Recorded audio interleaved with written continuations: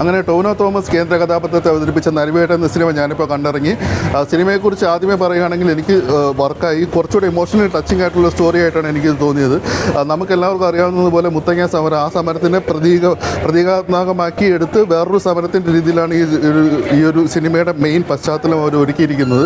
ടൊവിനോ തോമസിൻ്റെ കഥാപാത്രം ഒരു കെയർ ഫ്രീ ആയിട്ട് നടക്കുന്ന, കിട്ടിയ PSC ജോലികളൊന്നും താല്പര്യമില്ലാതെ എന്നെക്കാളും എനിക്ക് കുറേ കൂടി നല്ലൊരു ജോലി കിട്ടുമെന്നൊക്കെ നടക്കുന്ന ഒരു വ്യക്തിയായിട്ടാണ്. പിന്നീട് സാഹചര്യങ്ങൾ സമ്മർദ്ദം മൂലം പിന്നെ വീണ്ടും കിട്ടിയൊരു പോലീസ് കോൺസ്റ്റബിളുടെ ഒരു ജോലി ഏറ്റെടുക്കുകയും പിന്നെ അതിനുശേഷം ഈ ഒരു മിഷന് വേണ്ടിയിട്ട്, അതായത് മുത്തങ്ങ സമരത്തിന് വേണ്ടിയിട്ടുള്ളൊരു മിഷൻ, ഞാൻ മുത്തങ്ങ സമരം എന്ന് അറിയാതെ പറയുന്നതാണ്.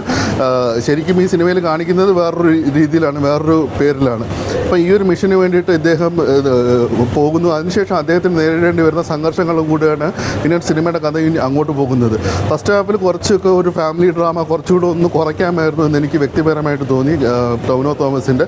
അതുപോലെ തന്നെ സെക്കൻഡ് ഹാഫ് തുടക്കത്തിൽ എത്തുമ്പോഴത്തേക്കും കുറച്ച് ഭാഗങ്ങളും ഒന്ന് ക്രിസ്പാക്കാമായിരുന്നു എന്ന് തോന്നി. ഇത് രണ്ടും മാത്രമേ എനിക്ക് നെഗറ്റീവായിട്ട് തോന്നിയുള്ളൂ.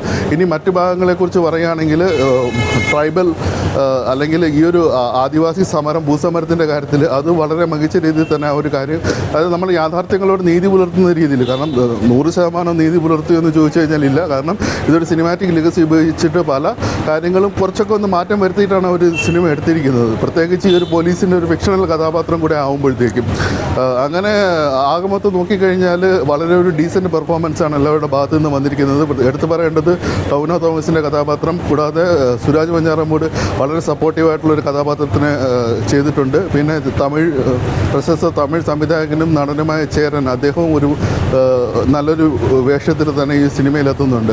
ഇങ്ങനെ ആകമൊത്തം നമുക്ക് ഒരു ചരിത്രത്തോട് നീതി പുലർത്തുന്ന രീതിയിൽ എടുത്ത ഒരു നല്ലൊരു സിനിമയായിട്ട് തന്നെയാണ്, ഒരു നല്ലൊരു സിനിമ അനുഭവം തന്നെയാണ് എനിക്കൊരു ഈ സിനിമ കിട്ടിയത്. കൂടാതെ തന്നെ ഇമോഷണലി വളരെ ടച്ചിങ് ആയിരുന്നു.